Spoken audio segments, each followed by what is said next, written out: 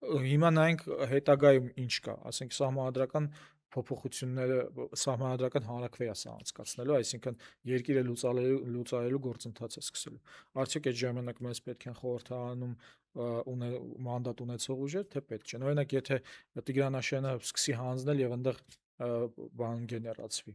շարժում գեներացվի եւ մեզ ձերբակալեն, արդյոք ավելի հեշտ կլինի, որ մեզ հետևից գան մանդատ ունեցող падգամավորները, թե մանդատ չունեցողներ, անձինք, քաղաքացիական անձինք։ Սենց հարցեր կա, որ մտածում եմ, յուրաքանչյուրը լավ կլինի հենց այս SWOT analysis-ով, հա, դեմ եւ կողմ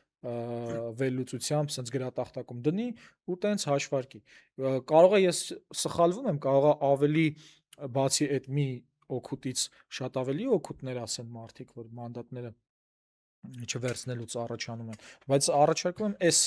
մոտեցմամբ սկսենք։ Գիտես, նախընտրական քարոզարշավի ընթացքում իհարկե քաղաքական ուժի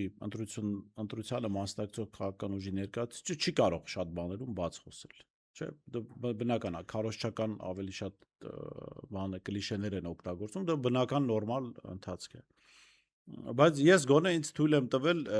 տարբեր եթերներում ասել, որ ինձ համար հունիսի 7-ը անկախ արդյունքից դա կյանքի վերջը չի։ Իհարկե։ Եվ պայքարը պիտի շարունակվի։ Իհարկե։ Սա ինչու էի ասում, եթե շատ անկեղծ խոսեմ, ես գրեթե մի քանի ընկերներով այս պատկերը տեսնում ենք։ Եվ մյուս կողմից քաջածանոթ լինելով սահմանադրական կարգավորումներին եւ ընտրական օրենսգրքի կարգավորումներին, մենք հասկանում ենք, որ այս մարդը կարող է իշխանություն պահել անգամ 40% ունենալով, որովհետեւ բոլոր բաները ցույց էին տալիս, որ չնայած այդ քարոզչական բաներին, սոցհարցումներին, բայց իրական սոցհարցումները ցույց էին տալիս, որ այո, հավաքական ընդդիմությունը մոտ է 40%-ին, բայց չի անցնում 40%-ը։ Իսկ իշխանությունը հնարավորություն ունի վարչական ռեսուրսի այլանդակ կիրառմամբ, ասենք 41% հավաքել։ Բայց exit poll-ը լրիվ ուրիշ բան էր ցույց տվել։ Դե գիտես,